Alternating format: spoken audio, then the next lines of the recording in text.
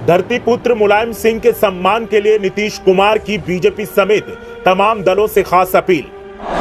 मैनपुरी लोकसभा उपचुनाव के लिए नीतीश कुमार ने नेताजी के सम्मान के लिए कट्टर विरोधी बीजेपी के सामने जोड़े हाथ। नीतीश कुमार ने हर दल से की भावुक अपील और उपचुनाव के लिए मांगा सभी से खास समर्थन। सपाइयों ने सुनी अपील तो हो गए भावुक, कांग्रेस ने सुना तो वो हो गई मौन, लेकिन बीएसपी और बीजेपी ने जो कहा वो चौंका गया। जिसका जलवा कायम है उसका नाम मुलायम है। ये नारा नेताजी जब तक जीवित रहे तब तक उनकी शान बढ़ाता रहा और अब उनके न रहने पर भी उनकी शख्सियत को दर्शाता है। नेताजी की सियासी साख ही ऐसी थी कि विरोधी भी उनके सामने नतमस्तक हो जाते थे और अब बिहार के सीएम नीतीश कुमार ने जो किया वो साफ दर्शाता है कि वाकई नेताजी का सियासी कद कितना अहम था।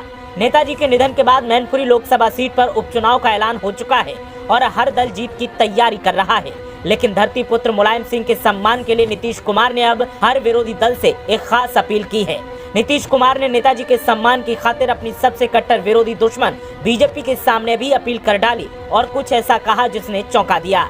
दरअसल बिहार के सीएम नीतीश कुमार ने बीजेपी समेत सभी दलों से अपील की है कि वो नेताजी के सम्मान में मैनपुरी लोकसभा उपचुनाव में अपने उम्मीदवार न उतारे।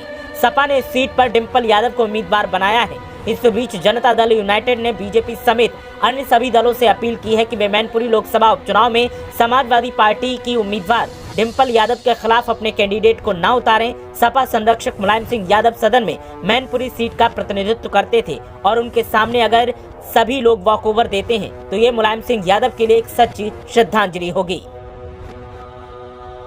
जेडीयू के प्रवक्ता केसी त्यागी ने कहा कि यूपी के पूर्व सीएम मुलायम सिंह यादव किसानों और मजदूर वर्ग के बड़े नेता थे। देश की राजनीति में उनके योगदान को प्रधानमंत्री नरेंद्र मोदी समेत कई दलों के नेताओं ने स्वीकार किया है। उन्होंने कहा कि हम बीजेपी और बीएसपी समेत सभी दलों से चुनाव नहीं लड़ने और डिम्पल यादव का समर्थन करने की अपील करते हैं। केसी त्यागी ने कहा कि उनकी पार्टी ने भी सपा को अपना समर्थन दिया है, लेकिन इसको लेकर कई विरोधी दल सवाल भी दाग रहे हैं। विरोधियों का कहना है कि जनता दल यूनाइटेड सपा को समर्थन देने में अपना दोहरा फायदा देख रही है। उसको पता है कि समर्थन देकर वो एक तरफ नेताजी को श्रद्धांजलि दे रही है तो वहीं दूसरी तरफ 2024 में होने वाले लोकसभा चुनाव में अगर कोई थर्ड फ्रंट बनता है तो फिर नीतीश कुमार के नाम पर अखिलेश यादव का समर्थन हासिल करने में आसानी होगी। इसीलिए अभी से जनता दल यूनाइटेड रिश्ते बनाने में लगी है। 1996 से लेकर अब तक सपा का मैनपुरी लोकसभा सीट पर एक छत्र राज रहा है।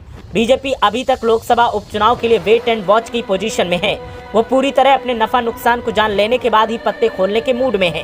कयास लगाए जा रहे हैं कि मैनपुरी से अपर्णा यादव को बीजेपी मैदान में उतार सकती है, लेकिन बीजेपी के और भी कई नेता रेस में शामिल बताए जा रहे हैं। देखना यह है कि बीजेपी अब जेडीयू की अपील पर गौर करते हुए क्या उम्मीदवार घोषित करती है या नहीं, क्योंकि बीजेपी नेताजी का बहुत सम्मान करती थी, ये जग जाहिर है। तो ऐसे में जेडीयू की अपील पर क्या एक बार फिर बीजेपी नेताजी के सम्मान में मैनपुरी से सपा को वॉक ओवर दे सकती है?